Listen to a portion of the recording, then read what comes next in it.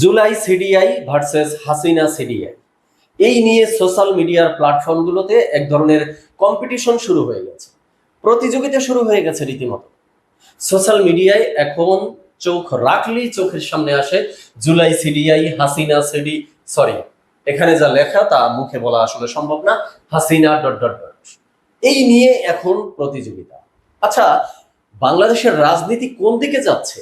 বিশেষ করে ২৪-এর সেই জুলাই আন্দোলনের পর থেকে রাজনীতিতে এক ধরনের অশ্লীলতা স্থান পাচ্ছে। চরম লেভেলের অশ্লীলতা, চরম লেভেলের নোংরামি শব্দ এখন রাজনীতিতে মানে অনায়াসেই ব্যবহার করা চলছে, যা এর আগে আমরা খুব বেশি দেখিনি বললেই চলে। আচ্ছা, এই সিডিআই মানে কি? কে কাকে সিডিআই করে দিচ্ছে আসলে?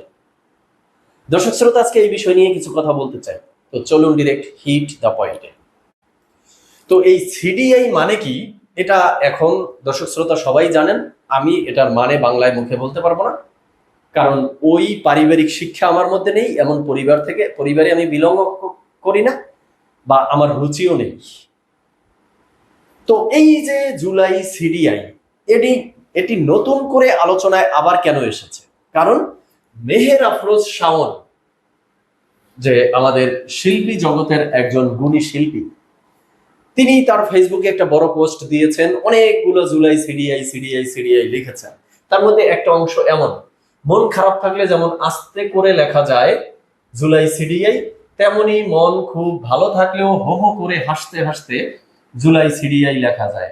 বন্ধুর সঙ্গে আড্ডার গল্পে যেমন লেখা যায় জুলাই সিডিআই, তো তেমনি এটা ওইটা লিখে লিখে বলছেন যে আমিও এত শত বুঝি না, আমিও জুলাই সিডিআই। তো প্রাথমিক পর্যায়ে এই পোস্টটি দেখার পরে মেহের আফরোজ শাওনের প্রতি আমারও কিছুটা বিতৃষ্ণা এসেছিল। ভেবেছিলাম এটি নিয়ে যদি কখনো আলোচনা করি বা ফেসবুকে পোস্ট দেই, আমি মেহের আফরোজ শাওনের বিরুদ্ধেই পোস্ট দিব। কিন্তু পরবর্তীতে মেহের আফরোজ শাওনের এই পোস্টকে কেন্দ্র করে যা যা ঘটে গেছে তা দেখার পরে রীতিমতো আমি অবাক, যে এখন পরিস্থিতি এমন এক জায়গায় এসে দাঁড়িয়েছে যে মেহের আফরোজ শাওন খুব বেশি খারাপ কিছু লিখেছে বলে এখন আর মনে হচ্ছে না কম্পেয়ার করলে। কেন বলছি দেখুন, মেহের আফরোজ শাওন যখনই এটি লিখেছে, তারপরেই রাজশাহী বিশ্ববিদ্যালয়ের গণযোগাযোগ ও সাংবাদিকতা বিভাগের একজন শিক্ষক সেলিম রেজা নিউটন স্যার, তিনি কি লিখেছেন, আমি আর এবার হাত দিলাম না, আপনারা একটু দেখেন তো কি লিখেছে এখানে। এরপরে এই মেহের আফরোজ শাওনের এই বক্তব্যের নিন্দা জানাতে গিয়ে জুলাই যোদ্ধারা শাহবাগে একত্রিত হয়ে মেহের আফরোজ শাওনের ছবি টানিয়ে জোতাপেটা করছে, প্রতীকী করতেই পারে তারা, কিন্তু সেখানে তারা প্রকাশ্যে যে বক্তব্য দিচ্ছে সেখানে বলছে মেহের আফরোজ শাওনের শাহ ডট ডট ডট মা ডট ডট ডট সবকিছু ছিঁড়া ফেলাবো। মানে ওই যে ওসমান হাদির সেই ভাইরাল বক্তব্য, এইটা ওইটা সবকিছু ছিঁড়ে ফেলতে হবে, সেটা এখন মেহের আফরোজ শাওনের ওই জিনিস তারা ছিঁড়ে ফেলতে চায় প্রকাশ্যে। শাওনদেরকে সবাই ছিঁড়ে ফেলাইতে হবে।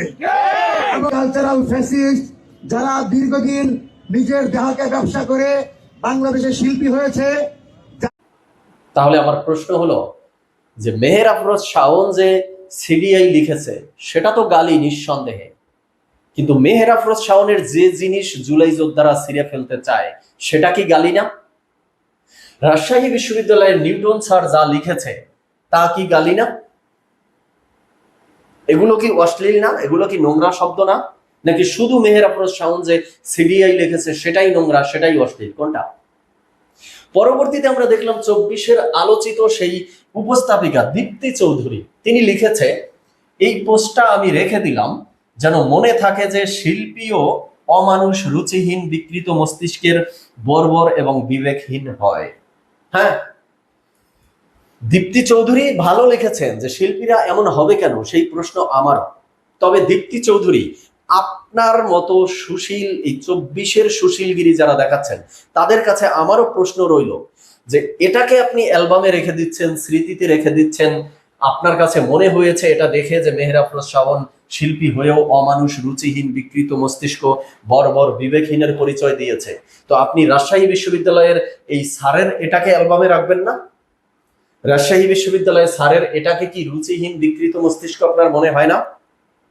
শাহবাগে দাঁড়িয়ে জুলাই যোদ্ধারা যে বলছে মেহের আফরোজ শাওনের শাহ ডট ডট ডট মা ডট ডট ডট সব ছিঁড়ে ফেলবো, তো সেগুলো আপনি দীপ্তি চৌধুরী বা দীপ্তি চৌধুরীর মতো 24-এর সুশীলগিরি যারা রয়েছেন, মানে আপনারা সেগুলো অ্যালবামে রাখবেন না? সেগুলোকে অশ্লীল মনে হয় না, রুচিহীন মনে হয় না, বিকৃত মস্তিষ্ক মনে হয় না? ওই যে ওসমান হাদি স্লোগান দিয়ে গিয়েছিল শাহ ডট ডট ডট মা ডট ডট ডট সব সিরাবিরা ফলাইতে হইব, সেটাকে অ্যালবামে রেখেছেন আপনি দীপ্তি চৌধুরী বা দীপ্তি চৌধুরীর মতো যারা সুশীলরা রয়েছেন তারা? সেগুলো অ্যালবামে রেখেছেন? সেগুলোর সেই বয়ানগুলো যখন তৈরি করা হয়েছিল তখন কি এই ধরনের পোস্ট দিয়েছিলেন যে আমি এগুলোকে ভবিষ্যতের জন্য অ্যালবামে রেখে দিলাম, যে এতটা অমানুষ রুচিহীন বিকৃত মস্তিষ্কের কিভাবে হয়? আপনারা মেহের আফরোজ শাওনের মতো শিল্পীদের অমানুষ রুচিহীনতা আপনারা দেখতে পেয়েছেন। হাদির মতো জুলাই যোদ্ধা, হাদির মতো কনফার্ম জান্নাতি যারা ছিল, মানে তাদের তাদের এই রুচিহীনতা বা অমানুষতা বা বর্বরতা আপনাদের কাছে প্রকাশ পায়নি?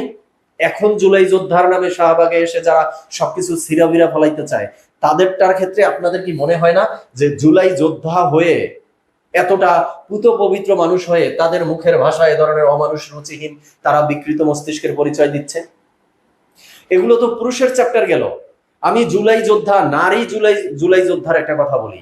শাহবাগে দাঁড়িয়ে স্লোগান দিয়েছিল যে দেখতে পাইলে Baksal Shah dot dot dot মা ডট ডট ডট এগুলো সিরাফেল। এই স্লোগানগুলো জুলাই নারী যোদ্ধারা দিয়েছিল।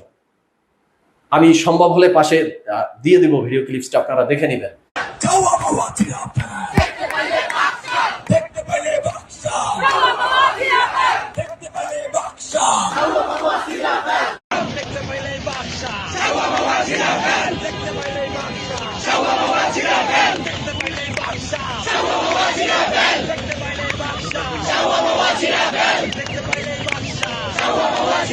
যে সেখানে এই নারীদের পা হতে মাথা পর্যন্ত দেখবেন যে বোরখা, হেজাব, নেকাবে ঢাকা, চোখও দেখা যায় না ঠিকঠাক মতো, হাত মোজা পা মোজা পরা, পুরো প্যাকেট। হ্যাঁ, আমি বোরখা, এই যে হেজাব, নেকাব এগুলোর বিরুদ্ধে না, কিন্তু এগুলো পরে যখন এসে শাহবাগে দাঁড়িয়ে নারীরা মুখে বলছে যে দেখতে পাইলে Baksal Shah dot dot dot মা ডট ডট ডট সিরাফেল, তো তাদের ক্ষেত্রে কি মনে হয়নি যে ওগুলো রুচিহীন, ওগুলো অমানুষ, ওগুলো বিকৃত মস্তিষ্ক, ওগুলো বর্বর এবং বিবেকহীন জাতি, বিবেকহীন মানুষ? কই, তখন তো আপনাদের বিবেক নাড়া দেয়নি, তখন তো এর বিরুদ্ধে কেউ কথা বলেননি। শাহবাগী যাদেরকে বলা হয় যে নাট্যকলায় পড়লে, চারুকলায় পড়লে, শিল্প সংস্কৃতি নিয়ে যারা থাকে তারা হলো শাহবাগী, সেই নারীরা শাহবাগী, তারা পোশাকের স্বাধীনতা চায়, এর বিরুদ্ধে তো জঘন্যভাবে আপনাদেরকে উঠে পড়ে মানে লাগতে দেখেছি। তো কোনোদিন দেখেছেন যে পোশাকের স্বাধীনতা চাওয়া সেই স্বাধীন মনা যে নারীরা, যাদেরকে শাহবাগী বলা হয়, ট্যাগ দেওয়া হয়, তারা শাহবাগে দাঁড়িয়ে এসে কেউ বলছে যে শাহ ডট ডট ডট মা ডট ডট ডট সব ছিঁড়াফেল? এই ধরনের জঘন্য, নোংরা, অশ্লীল শব্দ কোনোদিন তাদের মুখে আপনারা শুনেছেন? আমি শুনিনি, আমি দেখিনি। কিন্তু আমি 24-এর আন্দোলনের পরে হিজাবের মধ্যে কনফার্ম জান্নাতি নারীদের মুখ থেকে এগুলো শুনেছি। তো আমি যদি বলি যে আসল শাহবাগী কারা, এই যে দীপ্তি চৌধুরী বা এদের মতো যারা রয়েছে বা জুলাই যোদ্ধা রয়েছে, তাদের কাছে আমার প্রশ্ন, আসল শাহবাগী কারা? প্রশ্নের জবাব দিবেন। এবার আসি আরেকটা পয়েন্টে। এই যে জুলাই সিডিআই করে দেয়া হচ্ছে, জুলাইকে সিডিআই কারা করছে? আওয়ামী লীগের লোকজন জুলাই সিডিআই করছে? আমার তো মনে হয় জুলাই সিডিআই করার জন্য আওয়ামী লীগদের দরকারই নেই। জুলাই যোদ্ধারা নিজেরাই জুলাই সিডিআই করতে করতে ওই জায়গা ছিঁড়াবিরা হচ্ছে। কারণ কি? কারণ 24-এর অভ্যুত্থানের পর যে 24-এর সেই নতুনত্বের যে ধাস ছিল, একটা যে নতুন রূপে রাজনৈতিক কাঠামো দাঁড় করা হবে, নতুন বন্দোবস্ত দেওয়া হবে রাজনীতির, তো তারপরে এই 24-কে ব্যবহার করে এই জুলাই যোদ্ধারা জুলাইকে ব্যবহার করে দুর্নীতি করেনি, তারা সন্ত্রাসী কর্মকাণ্ড করেনি, তারা আইনের অপব্যবহার করেনি, তারা মব সন্ত্রাসী করেনি, সন্ত্রাসী কর্মকাণ্ড ঘটায়নি, তারা যত্রতত্র মানুষকে পিটিয়েছে। কোনটা করেনি তারা? তাহলে এখন যে দিন শেষে এসে মানুষ জুলাই শব্দটাই শুনতে চায় না। এখন দেখবেন কেউ আর সাহস করে বলতে সাহস পায় না যে আমি সমন্বয়ক, কারণ জানে এখন সমন্বয়ক বললেই পাছা লাল করে দেবে পিটিয়ে। হ্যাঁ, সমন্বয়ক শব্দটাকে এতটা নিকৃষ্ট জায়গায় নিয়ে গেছে এই জুলাই যোদ্ধারাই। জুলাই আন্দোলনটাকে 24-এর অভ্যুত্থান বলেন, বিপ্লব বলেন, এটাকে এই নিকৃষ্ট জায়গায়, মানুষের অপছন্দের জায়গায় নিয়ে গেছে জুলাই যোদ্ধারাই। তো জুলাইয়ের যদি সিডিআই করা কেউ করে থাকে, সেটা জুলাই যোদ্ধারা নিজেরাই সিডিআই করে সবকিছু ভেনিশ করে দিয়েছে। নতুন করে জুলাই সিডিআই যদি আওয়ামী লীগের লোকজন করতে চায়, তাহলে আমি বলবো যে ভাই, আওয়ামী লীগের লোকদের মনে হয় রুচিতে সমস্যা আছে। না হলে যে জায়গা ব্যবহার করে সিরাবিরা ফেলছে, ওই জায়গায় আওয়ামী লীগের লোকজন নতুন করে আবার সিডিআই করতে যাবে কেন আমি জানি না। আমাকে বললে আমি বলবো ভাই, আমি এই জুলাই সিডিআই লিখতেও পারবো না, পোস্টও করতে পারবো না, আমি ওই কাজ করতে যাইতেও পারবো না, কারণ এত রুচিহীন আমি না। তো কনক্লুশনে এসে যেটা বলতে চাই, একটাবার ঠান্ডা মাথায় ভেবে দেখেছেন যে বাংলাদেশের রাজনীতি কোন দিকে যাচ্ছে? এই 24-এর আন্দোলনের পূর্বে কখনো কেউ দেখেছেন যে রাজনীতিতে এই ধরনের নোংরা, অশ্লীল, অশালীন, অশ্রাব্য ভাষা ব্যবহার করতে? আমি দেখিনি ভাই। খুব বেশি অতীতে যাব না, শেখ হাসিনার 15 বছরে বিএনপির উপরে যে অত্যাচার, নির্যাতন, জুলুম, হামলা মামলা করা হলো, আমি কোনোদিন শুনিনি যে আওয়ামী লীগের পক্ষ থেকে বিএনপিকে এই ধরনের সিডিআই করে দেয়া, এইটা ওইটা করে দেয়া, এইটা ওইটা ছিঁড়ে ফেলা, এই শব্দ ব্যবহার করেছে আমি শুনিনি। আবার বিএনপিও অত্যাচার, নির্যাতন, জুলুম, শোষণের মুখে পড়ে আওয়ামী লীগের বিরুদ্ধে এই ধরনের শব্দ চয়ন করেছে আমি ভাই শুনিনি, আমি দেখিনি। তাহলে হঠাৎ করে কি হয়ে গেল বাংলাদেশের রাজনীতিতে যে এই ধরনের নোংরা, অশ্লীল, অশ্রাব্য ভাষা এখন রাজনীতির মাঠে অ্যাভেইলেবল ব্যবহার করার চেষ্টা করা হচ্ছে? হাদির সেই বয়ানকে এখন অনেকে জিহাদি বয়ান হিসাবে প্রকাশ্যে দেওয়ার চেষ্টা করছে, এবং সেটা জেনারেল শিক্ষিত মানুষ বলেন, আর একদম দাড়ি টুপি মানে এরপরে কি দাড়ি টুপি জুব্বা পরা, এরপরে মাথায় পাগড়ি পরা, তারাও এসে প্রকাশ্যে বলছে এইটা ওইটা সবকিছু ছিঁড়ে ফেলবো। হাদির মতো বলতে বাধ্য করিও না, সাউয়া মাউয়া ছিঁড়া ফেলাবো, সব খাঙ্কির করাবো, সব খাঙ্কির করাবো, সাউয়া মাউয়া ছিঁড়া ফেলবো ইনশাআল্লাহ।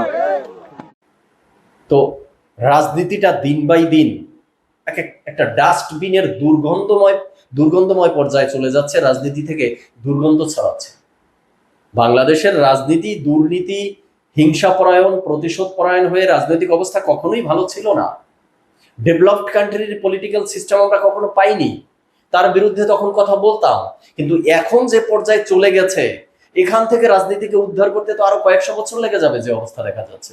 আদৌ উদ্ধার করা যাবে কিনা রাজনীতিকে, আর সেটাও এখন সংশয়ের বিষয়ে শঙ্কা দেখা দিয়েছে।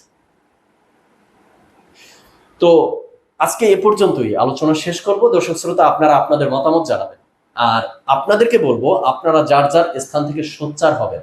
রাজনীতির মাঠে এই ধরনের অশ্লীল, অশ্রাব্য ভাষা ব্যবহার যদি কেউ করে, সেটা আওয়ামী লীগ করুক, আর এই জুলাই যোদ্ধারা করুক, আর তৌহিদি জনতা করুক, আর একদম টপ টু বটম সাদা পইরা মানে একদম আল্লাহর অলি সাইজা দরবেশরা আইসা করুক, ডিরেক্ট পাছালাল করে দেবেন। ধন্যবাদ সবাইকে।